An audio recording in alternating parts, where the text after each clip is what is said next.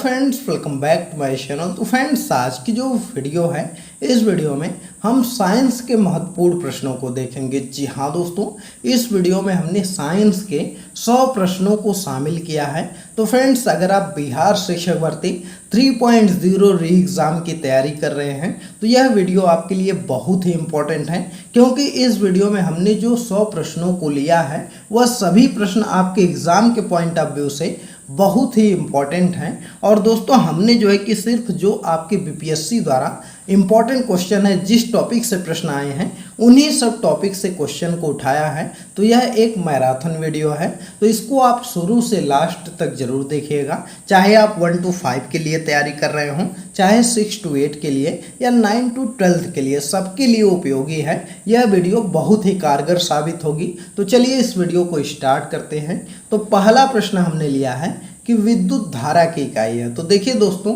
हमने जो है कि शुरू में जो है कि लगभग 30 से 40 प्रश्न जो है आपका फिजिक्स का लिया है, फिर उसके बाद 30 से 40 प्रश्न आपके केमिस्ट्री के लिए हैं, फिर उसके बाद हमने बायोलॉजी के लिए हैं। तो चलिए सबसे पहले हम जो आपका फिजिक्स का है उसके प्रश्नों को देखते हैं। तो देखिए, अगर हम बात करें विद्युत धारा की इकाई की, तो विद्युत धारा की इकाई आपकी क्या होती है? तो विद्युत धारा की इकाई एम्पियर होती है। जी हाँ दोस्तों, यह प्रश्न आपका पूछा भी गया था टीआरई में कि विद्युत धारा की इकाई क्या होती है, तो एम्पियर में उसको मापते हैं। इसको याद रखिएगा। चलिए अगला प्रश्न आपका है कि निम्न तत्वों में से किसमें न्यूट्रॉन नहीं होते हैं? जी हाँ दोस्तों, पूछा गया है कि यह जो आपका दिया गया ऑक्सीजन, नाइट्रोजन, हाइड्रोजन और तांबा, इसमें किसमें आपका न्यूट्रॉन नहीं होता है?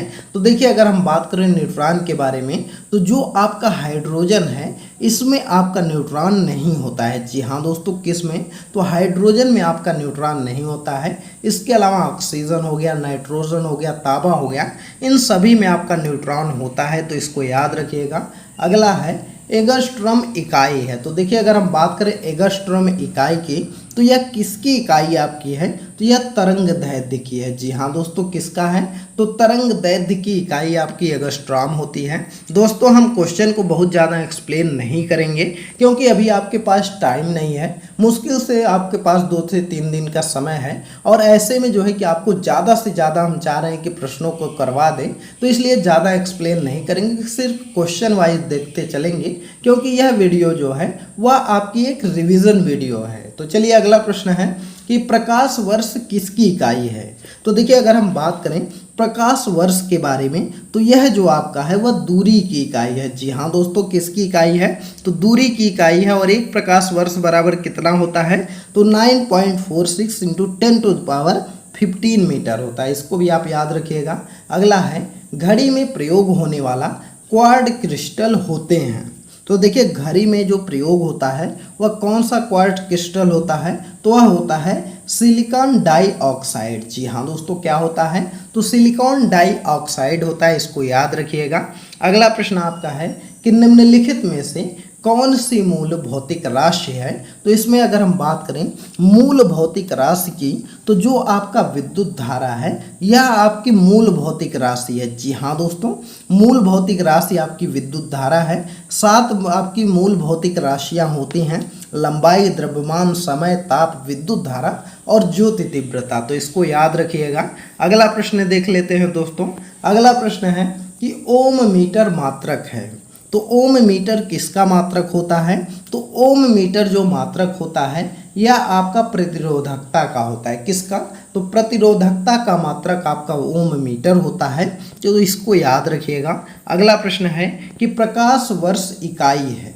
तो यह प्रश्न अभी करवाया था कि प्रकाश वर्ष किसकी इकाई है? तो दूरी की इकाई जो है वह आपका प्रकाश वर्ष होती है। अगला आपका है हर्ट्ज में क्या मापा जाता है? तो देखिए, अगर हम बात करें हर्ट्ज में जो नापते हैं यह आवृत्ति नापते हैं। जी हाँ दोस्तों, आवृत्ति को हर्ट्ज में नापा जाता है। इसको याद रखिएगा। और पूछा जाता है कि जो मनुष्य के सुनने की क्षमता होती है वह कितने हर्ट्ज तक होती है? तो 20 हर्ट्ज से लेकर के 20,000 हर्ट्ज तक जो है वह मनुष्य सुन सकता है। तो इसको याद रखिएगा। अगला प्रश्न है कि आवृत्ति को मापा जाता है, तो यही प्रश्न है, हर्ट्ज में नापते हैं इसको। अगला प्रश्न देख लेते हैं। अगला प्रश्न आपका है कि विद्युत शक्ति की इकाई है। तो देखिए विद्युत शक्ति की अगर हम इकाई की बात करें तो विद्युत शक्ति की इकाई आपकी वाट होती है। जी हाँ दोस्तों, विद्युत धारा की इकाई आपकी एम्पियर होती है, लेकिन विद्युत शक्ति की जो इकाई है वो वाट होती है। तो इसको याद रखिएगा, P बराबर आपका VI होता है। इस सूत्र को भी आप याद रखेंगे, यह आपका विद्युत शक्ति का सूत्र होता है। अगला प्रश्न देख लेते हैं। अगला प्रश्न है कि दृश्य स्पेक्ट्रम के तरंगदैर्घ्य की सीमा है। तो देखिए अगर हम बात करें, जो दृश्य स्पेक्ट्रम होता है उसकी तरंगदैर्घ्य की सीमा कितनी होती है, तो वह होती है 3900 एंगस्ट्रॉम से लेकर के 7600 एंगस्ट्रॉम तक। जी हाँ दोस्तों, 39 एंगस्ट्रॉम से लेकर के 7600 एंगस्ट्रॉम तक होती है। तो इसको याद रखिएगा। अगला प्रश्न आपका है कि सौर विकिरण निम्न में से किस परास में दिखता है। तो देखिए अगर हम बात करें सौर विकिरण के बारे में, तो यह जो है आपका 400 से लेकर के 700 नैनोमीटर के परास में दिखता है। तो इसको आप याद रखिएगा, बी वाला ऑप्शन आपका सही हो जाएगा। तो दोस्तों यह वीडियो आपको कैसी लग रही है कमेंट करके बताइएगा, और वीडियो पसंद आ रही हो तो वीडियो को लाइक करिए, ज़्यादा से ज़्यादा शेयर कर दीजिए, और चैनल पर नए हैं तो चैनल को भी सब्सक्राइब कर दीजिए। और दोस्तों बता दें कि हमारा एक टेलीग्राम चैनल भी है, जिसका कि लिंक इस वीडियो के डिस्क्रिप्शन में दिया गया है। तो वहाँ से जा कर के हमको टेलीग्राम पर जरूर फॉलो कर लीजिए, क्योंकि वहाँ पर वीडियो का लिंक दिया जाता है। कोई नई जानकारी रहती तो वह भी शेयर किया जाता है, तो इसलिए फॉलो जरूर करिएगा। अगला प्रश्न है कि दो कैंडला का एक समदिक स्रोत जिसका प्रकाश फलक्स पैदा करता है वह है।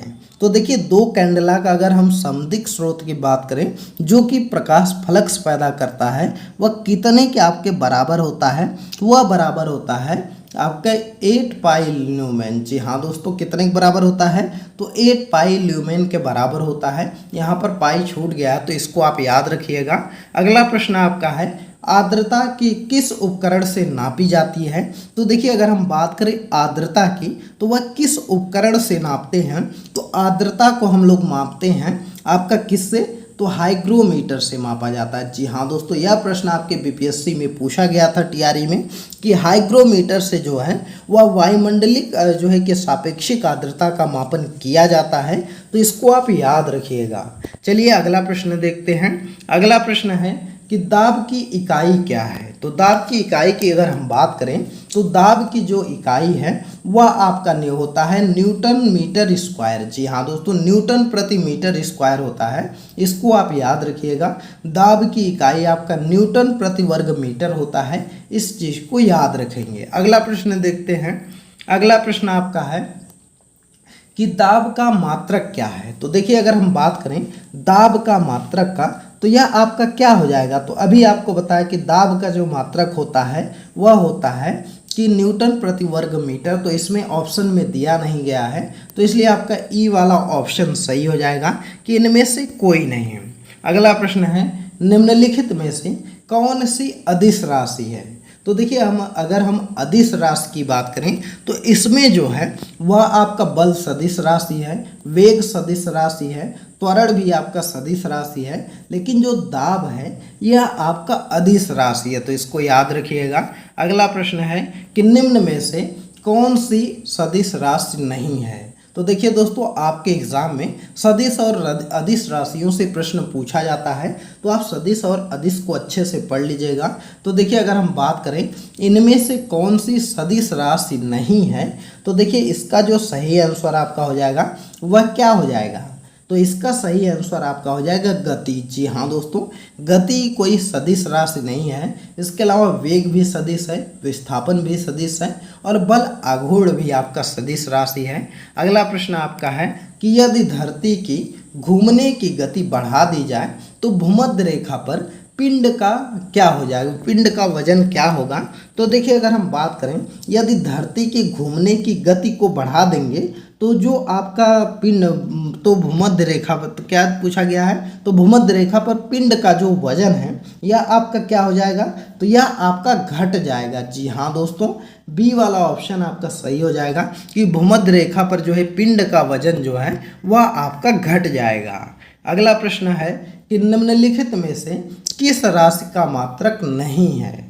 तो देखिए अगर हम बात करें तो इनमें जो आपका दिया गया है प्रतिबल का भी मात्रक होता है, बल का भी मात्रक होता है, लेकिन विकृत का आपका मात्रक नहीं होता है। जी हाँ दोस्तों, दाब का मात्रक हमने आपको बताया है, तो इसलिए विकृत का मात्रक नहीं होता है, इसको याद रखिएगा। सी वाला ऑप्शन सही है। अगला प्रश्न है कि निम्नलिखित में से किस तरीके से एक वोल्ट व्यक्त किया जाता है। तो देखिए अगर हम बात करें एक वोल्ट किस तरह से व्यक्त किया जाता है, तो वह आपका व्यक्त किया जाता है 1 जूल प्रति कूलाम। जी हाँ दोस्तों, 1 जूल प्रति कूलाम के रूप में इसको व्यक्त करते हैं, तो इस चीज़ को याद रखिएगा, ये वाला विकल्प सही है। अगला है निम्नलिखित में से कौन सा न्यूटन के गति के तीसरे नियम का उपयोग करता है।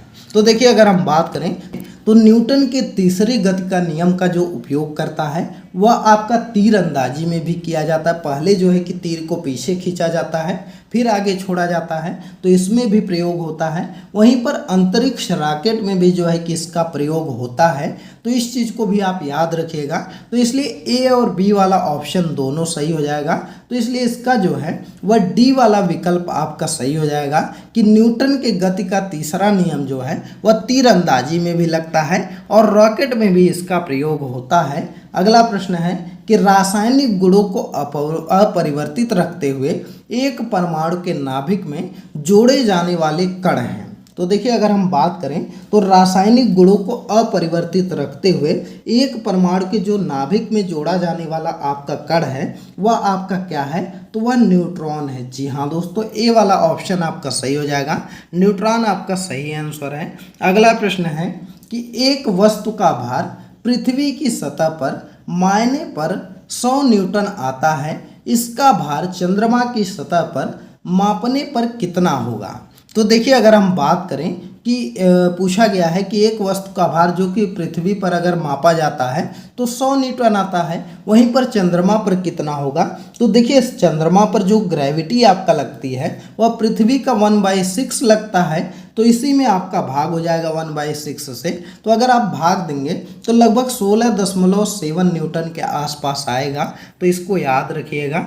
अगला प्रश्न है कि सही कथन आपको चुनना है, तो इसमें आपसे पूछा गया है, दिया गया है कि लाल प्रकाश का तरंग दैर्घ्य बैगनी प्रकाश से कम होता है। तो बिल्कुल गलत है, क्योंकि लाल प्रकाश का जो तरंग दैर्घ्य होता है वह सबसे ज़्यादा होता है और बैगनी प्रकाश का सबसे कम होता है, तो इसलिए पहला ऑप्शन गलत है। अगला है लाल प्रकाश का तरंग दैर्घ्य बैगनी प्रकाश से ज़्यादा होता है, तो बिल्कुल सही है, लाल का ज़्यादा होता है बैगनी से। अगला है बैगनी प्रकाश का तरंग दैर्घ्य हरे प्रकाश से ज़्यादा होता, तो यह गलत है। अगला है बैगनी प्रकाश का तरंग दैर्घ्य पीले प्रकाश से ज़्यादा होता है, तो यह भी आपका गलत है, क्योंकि बैगनी प्रकाश का जो तरंग दैर्घ्य है वह सबसे कम होता है। तो आप वेबग्योर को याद रख लीजिएगा, उसी के आधार पर जो है कि कौन किसका ज़्यादा होता है आपको पता चल जाएगा।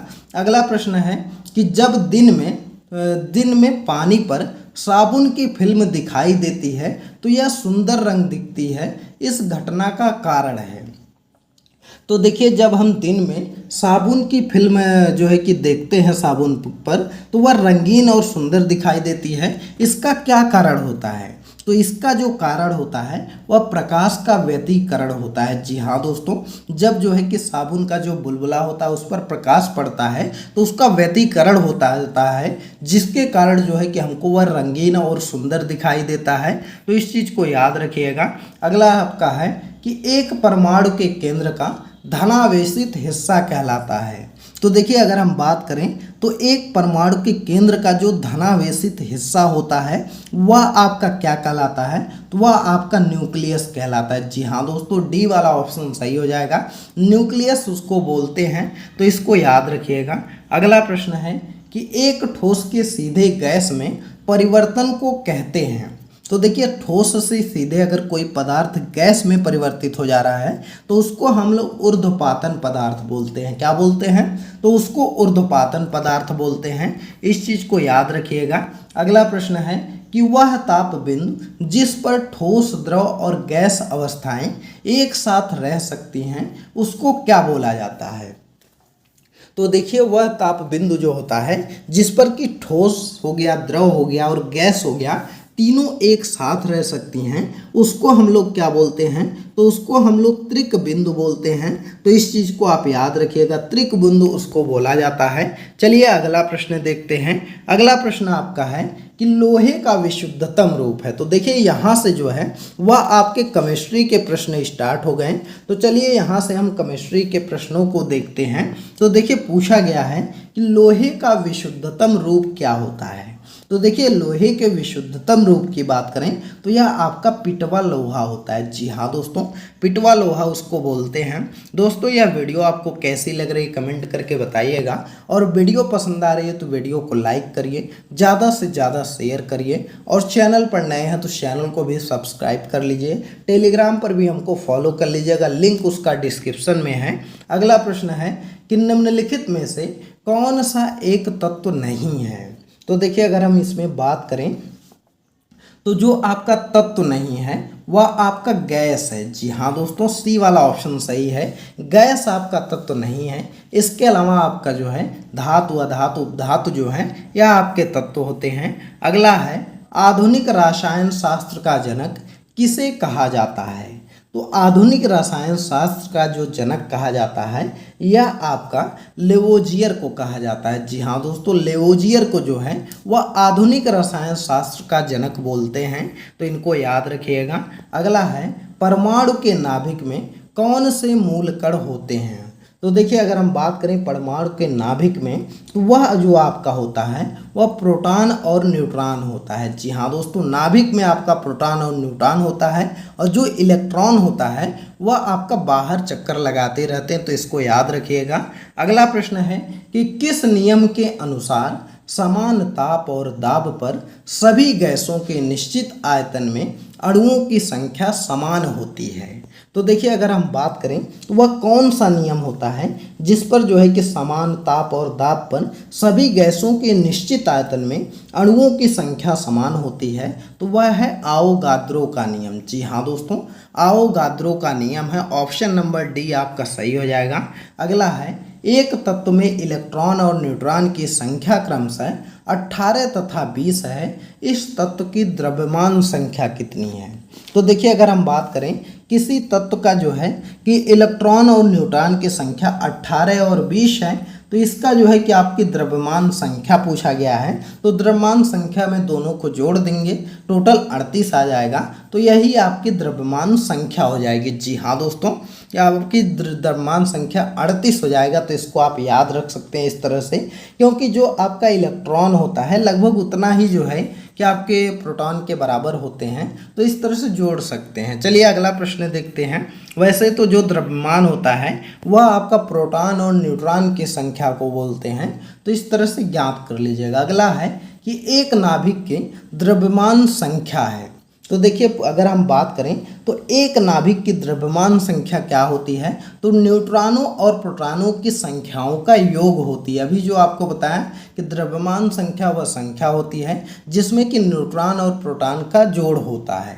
तो इस चीज़ को याद रखिएगा। अगला प्रश्न आपका दिया गया है, निम्नलिखित में से कौन सा कण आवेश रहित है। तो देखिए अगर हम बात करें आवेश रहित के बारे में तो आपका जो न्यूट्रॉन है यह आपका आवेश रहित होता है। जी हाँ दोस्तों, आपका इलेक्ट्रॉन ऋणावेशित होता है, प्रोटॉन आपका धनावेशित होता है, लेकिन न्यूट्रॉन जो है यह आपका आवेश रहित होता है, उस पर कोई आवेश नहीं होता है। इसको याद रखिएगा। अगला है निम्नलिखित में से कौन सा रेडियोधर्मी तत्व द्वारा उत्सर्जित धनात्मक रूप से आवेशित कण है। तो देखिए अगर हम बात करें तो जो है कि कौन सा रेडियोधर्मी तत्व द्वारा उत्सर्जित धनात्मक रूप से आवेशित तत्व है, तो वह आपका है अल्फा किरण। जी हाँ दोस्तों, क्या है, तो वह अल्फा किरण आपका होता है। इसको याद रखिएगा। दोस्तों यह सभी प्रश्न जो है वह आपके एग्जाम के पॉइंट ऑफ व्यू से बहुत ही इंपॉर्टेंट हैं। कई बार बीपीएससी द्वारा पूछा गया है, और इन्हीं सभी टॉपिक से आपके प्रश्न आएंगे, जिन सभी टॉपिक से हमने प्रश्नों को उठाया है। तो इसको हम रिवीजन क्लास की तौर पर करवा रहे हैं, तो इसलिए ज़्यादा एक्सप्लेन नहीं करेंगे, जल्दी जल्दी जो है 100 प्रश्नों को देखेंगे। अगला है एक तत्व के समस्थानिक अलग अलग होते हैं। तो एक तत्व के जो समस्थानिक हैं वह अलग अलग होते हैं, तो किसमें जो है, किस द्रव्यमान संख्या में, जी हाँ दोस्तों, द्रव्यमान संख्या में जो समस्थानिक होते हैं वह अलग अलग होते हैं, लेकिन परमाणु क्रमांक में जो है वह आपके समान होते हैं, तो इसको याद रखिएगा। वहीं पर अगर कोई संभारिक रहेगा तो वह आपका द्रव्यमान संख्या में अलग समान होगा, और जो परमाणु क्रमांक में रहेगा वह भिन्न भिन्न होगा, तो इसको याद रखिएगा। अगला है फैराडे स्थिरांक है। तो देखिए अगर हम बात करें फैराडे स्थिरांक के बारे में, तो यह आपका क्या होता है कि यह आपका सार्वभौमिक स्थिरांक होता है। जी हाँ दोस्तों, फैराडे स्थिरांक जो है यह आपका सार्वभौमिक स्थिरांक होता है, तो इसलिए डी वाला आपका ऑप्शन सही हो जाएगा। अगला प्रश्न है कि निम्नलिखित में से किस विलयन के पीएच का मान 7 से अधिक है। तो देखिए अगर हम बात करें तो 7 से अधिक जो होता है वह क्षारीय विलयन का मान होता है। जी हाँ दोस्तों, जो क्षारीय पदार्थ होते हैं उनका मान 7 से 14 के बीच में होता है। वहीं पर अगर हम बात करें जो उदासीन विलयन होता है उनका मान 7 होता है, तो 7 से अधिक पूछा है, तो इसलिए आपका क्षारीय विलयन हो जाएगा, इसको याद रखिएगा। अगला है पानी का पीएच मान है, तो पानी का आपका पीएच मान कितना होता है। तो देखिए जो वर्षा का जल होता है उसका पीएच मान 7 होता है। जी हाँ दोस्तों, वैसे पानी का पीएच मान 7 मान सकते हैं। अगला प्रश्न है कि निम्नलिखित में से किसका गलनांक सबसे उच्च होता है। तो देखिए अगर हम बात करें इनमें जो आपका दिया गया है बोरान, लोहा, सिलिकॉन, एल्यूमिनियम, तो इसमें आपका जो सबसे उच्च गलनांक होता है वह बोरान का होता है। जी हाँ दोस्तों, ए वाला विकल्प आपका सही हो जाएगा। बोरान का आपका जो है कि सबसे उच्च आपका गलनांक होता है। अगला प्रश्न है ब्रोमीन है, तो देखिए ब्रोमीन आपका क्या होता है। तो देखिए अगर हम बात करें ब्रोमीन के बारे में, तो यह आपका लाल द्रव होता है। जी हाँ दोस्तों, ब्रोमीन जो है कि गहरे लाल रंग का जो है एक तीक्ष्ण गंध वाला वाष्पशील द्रव होता है, तो इसको आप याद रखिएगा। अगला प्रश्न आपका है कि निम्नलिखित में से कौन सा रेडियोधर्मी तत्व नहीं है। जी हाँ दोस्तों, यूरेनियम, रेडियम, थोरियम, कैडमियम में से पूछा जा रहा है कि कौन सा जो है कि रेडियोधर्मी तत्व नहीं है। तो देखिए अगर हम इसमें बात करें तो जो आपका कैडमियम होता है यह रेडियोधर्मी तत्व नहीं होता है। जी हाँ दोस्तों, कैडमियम आपका रेडियोधर्मी तत्व नहीं होता है। इसके अलावा यूरेनियम हो गया, रेडियम हो गया, थोरियम हो गया, यह सब जो है वह रेडियोधर्मी तत्व होते हैं। अगला प्रश्न है संघनन क्या है। तो देखिए अगर हम बात करें संघनन के बारे में, तो संघनन जो होता है वो वाष्प का द्रव में परिवर्तन। जी हाँ दोस्तों, जब वाष्प का द्रव में परिवर्तित होती हैं तो उसको संघनन बोला जाता है, इसको याद रखेंगे। अगला आ गया आपका मोस्ट इम्पॉर्टेंट प्रश्न कि वेल्डिंग में प्रयोग होने वाली गैसें कौन सी होती हैं। तो देखिए अगर हम बात करें वेल्डिंग की, तो वेल्डिंग में जो प्रयोग होने वाली गैसें आपकी होती हैं वह होता है ऑक्सीजन और एसिटिलीन। जी हाँ दोस्तों, एसिटिलीन और ऑक्सीजन का प्रयोग वेल्डिंग में किया जाता है, तो सी वाला ऑप्शन सही होगा। मोस्ट इंपॉर्टेंट प्रश्न है, जरूर आप याद रखिएगा कि वेल्डिंग में कौन सी गैस प्रयोग करते हैं, तो ऑक्सीजन और एसिटिलीन का प्रयोग करते हैं। अगला है गैल्वेनाइज्ड लोहे को पाइप पर परत होती है, तो जो गैल्वेनाइज्ड लोहा होता है उस पर किसकी परत चढ़ी होती है, तो वह जस्ते की परत चढ़ी होती है, तो ये वाला ऑप्शन सही है। अगला है कपड़े साफ करने में प्रयोग होने वाला डिटर्जेंट होता है। तो देखिए जो कपड़ा साफ करने के लिए डिटर्जेंट प्रयोग करते हैं तो उसमें स्पेशली रूप से अल्कलाइन बेंजीन सल्फोनेट होते हैं, तो इसलिए डी वाला ऑप्शन आपका सही हो जाएगा, सल्फोनेट का। अगला प्रश्न देख लेते हैं। अगला प्रश्न आपका है कि वह तत्व जो मानव पसीने के माध्यम से उत्सर्जित होता है। तो देखिए अगर हम बात करें वह तत्व आपका कौन सा होता है जो कि मानव पसीने के माध्यम से उत्सर्जित होता है, तो वह आपका क्या हो जाएगा, तो इसका जो विकल्प है वह आपका ई सही हो जाएगा। जी हाँ दोस्तों, क्योंकि इसमें कोई भी ऑप्शन नहीं दिया गया है, क्योंकि पसीना मुख्य रूप से पानी से निर्मित होता है, और इसमें खनिज की अगर हम बात करें तो इसमें आपका वैसे यूरिया मौजूद रहता है और अम्ल पाया जाता है, तो यह सब आपके जो है कि पदार्थ नहीं होते हैं, तो इसलिए ई वाला ऑप्शन आपका सही हो जाएगा। अगला प्रश्न है कि नीला थोथा रासायनिक रूप से है। तो नीला थोथा की अगर हम बात करें तो यह रासायनिक रूप से जो कॉपर सल्फेट होता है उसी को नीला थोथा बोला जाता है, इसको याद रखिएगा। अगला है रसायन विज्ञान के अनुसार निम्न में से कौन सा भौतिक परिवर्तन का एक उदाहरण है। तो देखिए अगर हम बात करें भौतिक परिवर्तन का तो जो पानी का उबलना है यह आपका भौतिक परिवर्तन है, लेकिन लोहे में जंग लगना यह आपका रासायनिक परिवर्तन है, लकड़ी का जलना यह भी आपका रासायनिक परिवर्तन है, और तांबे के बर्तनों पर हरे रंग का अस्तर बनना भी आपका रासायनिक परिवर्तन होता है। तो इसलिए इसका बी वाला ऑप्शन सही हो जाएगा। पानी का जो उबलना है यह आपका भौतिक परिवर्तन है, बाकी सभी जो है वह रासायनिक परिवर्तन है। अगला प्रश्न है कि निम्न में से कौन सा एक अलौह धात्विक खनिज है। तो अलौह धात्विक खनिज की अगर हम बात करें तो देखिए जो यह ऑप्शन दिया गया है इसमें जो आपका मैग्नीज होता है, निकेल होता है, यह आपका क्या है, तो यह आपके लौह धात्विक तत्व हैं। वहीं पर जो कोबाल्ट होता है और टिन होता है इसमें जो है कि आपका लोहे के अंश का अभाव रहता है, तो इसलिए यह दोनों विकल्प आपके सही हैं। तो इसमें आपका यह पूछा भी गया है कि अलौह धात्विक खनिज है, तो आपका बी और सी वाला ऑप्शन सही हो जाएगा। तो इसलिए इसका ई वाला ऑप्शन मार सकते हैं कि उपयुक्त में से एक से अधिक वाला जो है वह आपका ऑप्शन सही है। चलिए अगला प्रश्न देख लेते हैं। अगला प्रश्न है कि ट्यूबलाइटों तथा परखनलियों में प्रयोग किया जाने वाला ग्लास किससे बनता है। तो देखिए अगर हम बात करें ट्यूबलाइट और परखनलियों में तो इसमें जो ग्लास प्रयोग होता है वह आपका सिलिका से बनता है और सोडियम कार्बोनेट वगैरह मिला करके बनता है। कुछ सीरियम ऑक्साइड भी होते हैं और सोडियम ऑक्साइड वगैरह मिलाया जाता है, तो इसलिए इसका जो विकल्प है वह ई वाला ऑप्शन सही हो जाएगा, इनमें से एक से अधिक। तो इसको आप याद रखिएगा। अगला प्रश्न देखते हैं।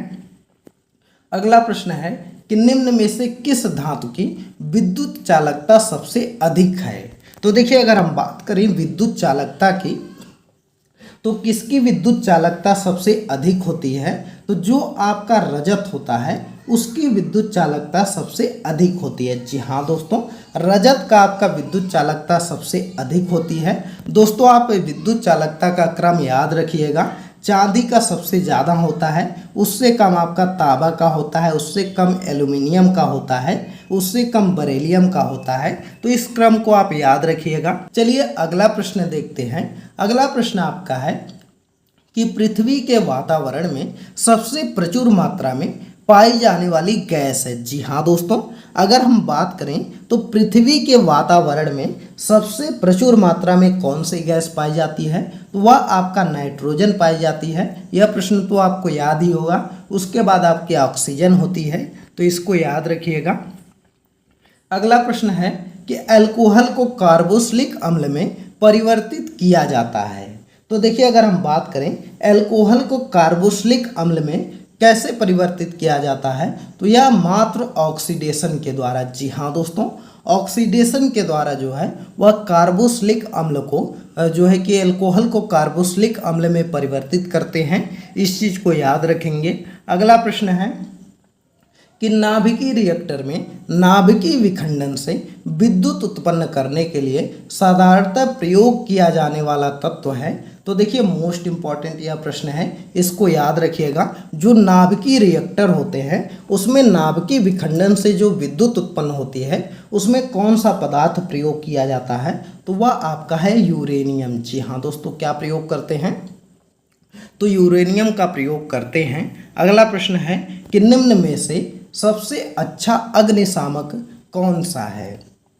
तो देखिए अगर हम बात करें तो सबसे जो अच्छा अग्निशामक है वह कार्बन डाइऑक्साइड होती है। जी हाँ दोस्तों, कार्बन डाइऑक्साइड सबसे अच्छा अग्निशामक यंत्र माना जाता है, तो इसको याद रखिएगा।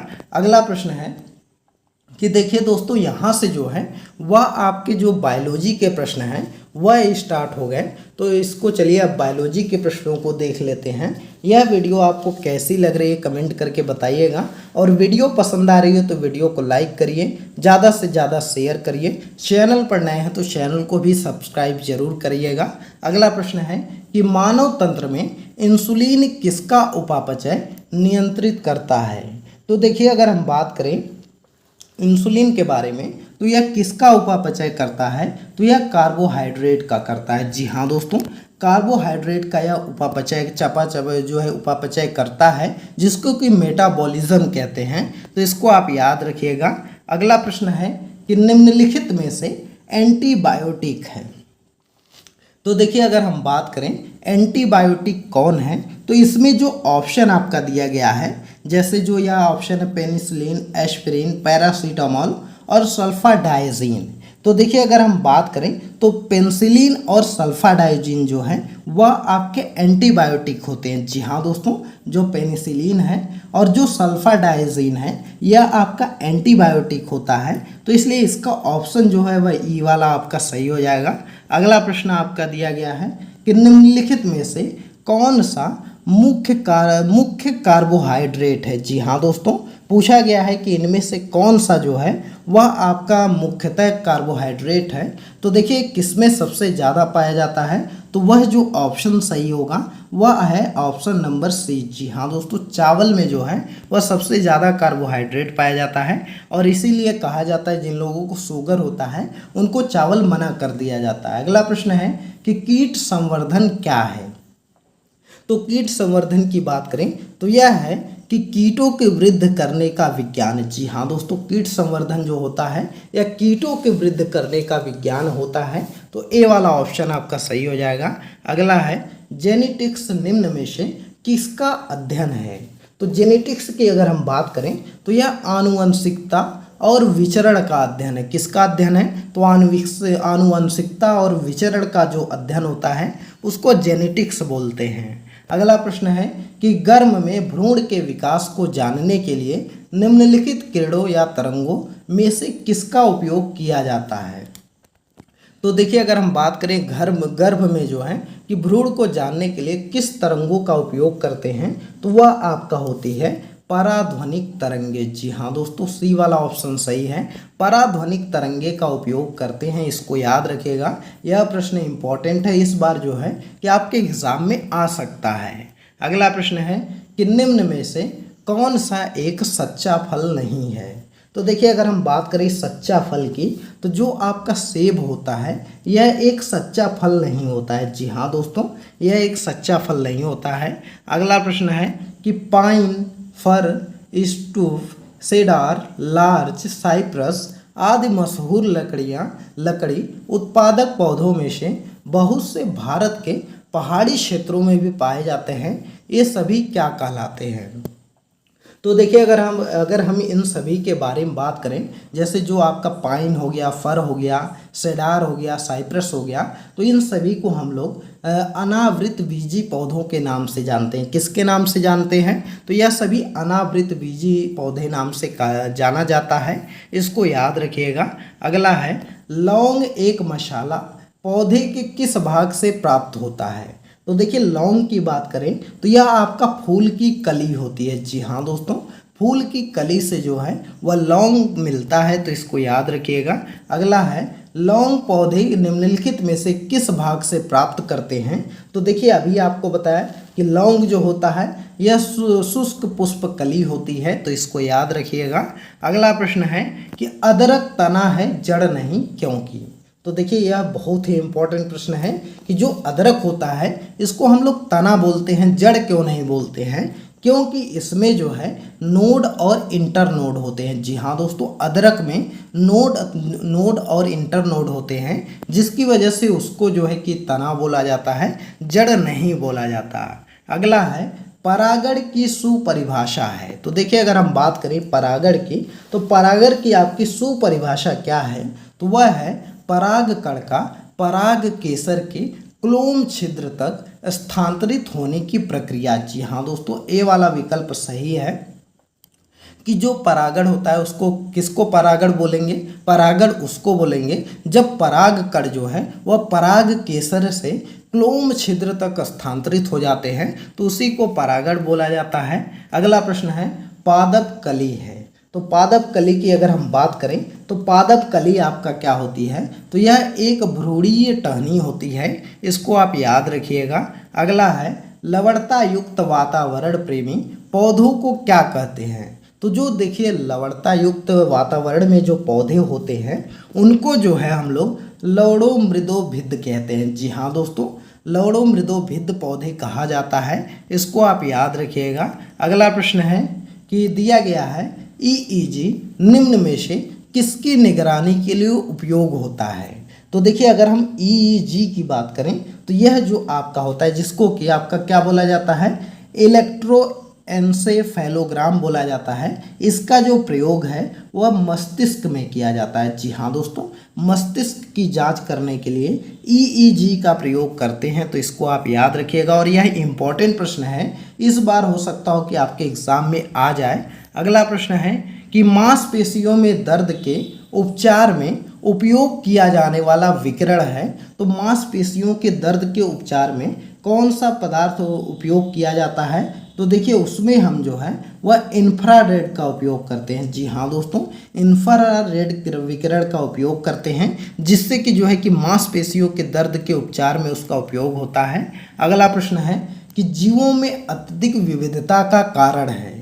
तो जीवों में अत्यधिक विविधता का जो कारण है वह आपका है उत्परिवर्तन। जी हाँ दोस्तों, उत्परिवर्तन जीवों में अत्यधिक विविधता का कारण है। दोस्तों हम सभी प्रश्नों को जल्दी जल्दी करवा रहे हैं क्योंकि इसमें हमने 100 प्रश्न शामिल किए हैं और हम चाह रहे हैं कि ज़्यादा टाइम आपका ना लगे क्योंकि आपका एग्ज़ाम एकदम करीब है और यह वीडियो आपका रिवीजन वीडियो के तौर पर लाए हैं, तो इसलिए हम जो है कि इसको एक्सप्लेन अच्छे से नहीं कर रहे हैं, जल्दी जल्दी प्रश्न को करवा के ख़त्म करेंगे। अगला प्रश्न है कि मेंडल के आनुवंशिकता का सिद्धांत किस पर आधारित है। तो देखिए अगर हम बात करें मेंडल का जो आनुवंशिकता का सिद्धांत है यह आपका लैंगिक जनन पर आधारित है। जी हाँ दोस्तों, किस पर, तो लैंगिक जनन पर आधारित है, सी वाला ऑप्शन सही है। अगला है डीएनए की खोज किसने की थी। जी हाँ दोस्तों, मोस्ट इंपॉर्टेंट प्रश्न है और यह जो है कि आपका प्रश्न पूछा भी गया है कि डीएनए की खोज किसने किया था।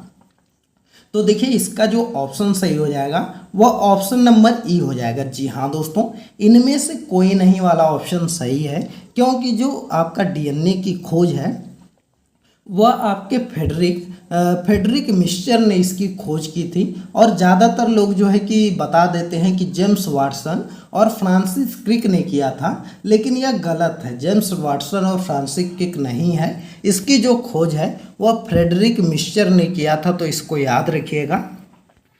अगला प्रश्न है कि जीव कोशिकाओं में आनुवंशिक लक्षणों को नियंत्रण में निम्नलिखित में से कौन सा उत्तरदायी है। तो देखिए अगर हम बात करें जीव कोशिकाओं में आनुवंशिक लक्षणों के नियंत्रण में कौन सा आपका उत्तरदायी है, तो इसका जो सही हो जाएगा वह हो जाएगा डीएनए। जी हाँ दोस्तों, डी वाला ऑप्शन आपका सही हो जाएगा। चलिए अगला प्रश्न देखते हैं।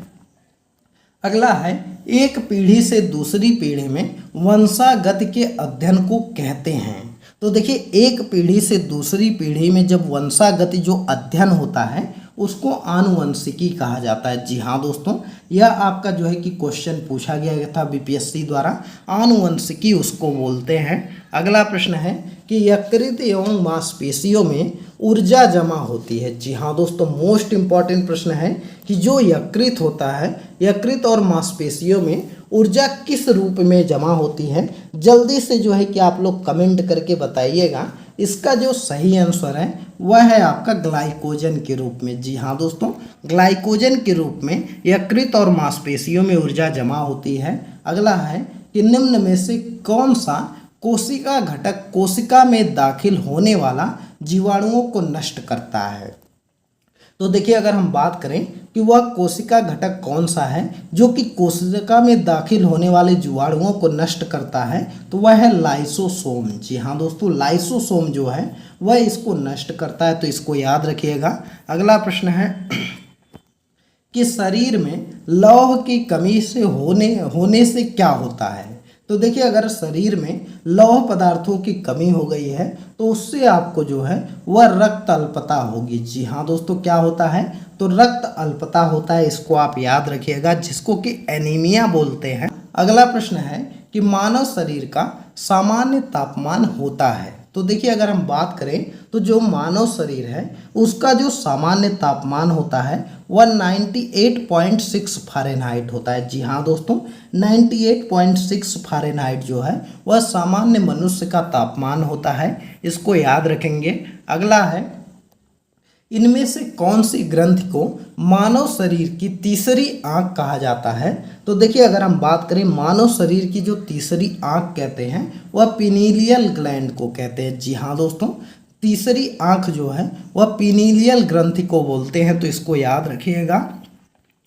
अगला प्रश्न आपका है कि कंकाल के वे हिस्से जो हड्डियों की तरह सख्त नहीं होते हैं और मोड़े जा सकते हैं वह कहलाते हैं। तो देखिए, कंकाल के वे हिस्से जो हड्डियों की तरह सख्त नहीं होते हैं और मोड़े जा सकते हैं उसको हम लोग कार्टिलेज बोलते हैं। जी हाँ दोस्तों, कार्टिलेज उसको बोला जाता है, याद रखिएगा। अगला है, लाइकेन में एक क्लोरोफिल युक्त पार्टनर एक साथ रहते हैं तो उसको हम लोग क्या बोलते हैं? तो लाइकेन जो होता है उसमें शैवाल और कवक जो है वह एक साथ मिलकर के रहते हैं, तो इसको याद रखिएगा। अगला प्रश्न है कि मादा एनाफिलीज को मादा क्यूलेक्स से अलग किया जा सकता है क्योंकि यह बैठती है। तो देखिए, मादा एनाफिलीज को जो है वह मादा क्यूलेक्स से अलग किया जा सकता है। कैसे अलग किया जा सकता है? क्योंकि यह जो है अधः स्तर के साथ एक कोण पर बैठती है, तो इसलिए इसको अलग कर सकते हैं। अगला आपका है कि शरीर की प्रतिरोधक क्षमता से जुड़ा सबसे महत्वपूर्ण कोशिका प्रकार है। तो शरीर की प्रतिरोधक क्षमता से अगर हम बात करें तो सबसे महत्वपूर्ण जो कोशिका का प्रकार है वह है लिम्फोसाइट। जी हाँ दोस्तों, लिम्फोसाइट सबसे जो है कि महत्वपूर्ण होता है क्योंकि यह जो कोशिका में आपके जीवाणु मिल जाते हैं उनको नष्ट करती है। अगला है, मानव के शरीर की मांसपेशियों के बारे में निम्नलिखित में से कौन सा कथन गलत है? तो देखिए, इसमें आपका गलत कथन पूछा गया है। तो देखिए, आपका पहला ऑप्शन है कि मांसपेशियां केवल हड्डी को धक्का दे सकती है, तो बिल्कुल गलत है। मांसपेशियां केवल हड्डी को ही धक्का नहीं दे सकती, तो यह ऑप्शन गलत दिया गया है। इसके अलावा जो है कि मांसपेशियां जोड़ों में काम करती है, तो यह बिल्कुल सही है। सिकुड़ने पर मांसपेशियां छोटी और सख्त और मोटी हो जाती हैं, तो यह भी बिल्कुल सही है। तो इसलिए आपका गलत ऑप्शन आपको बताना था, तो इसलिए ए वाला ऑप्शन आपका सही हो जाएगा।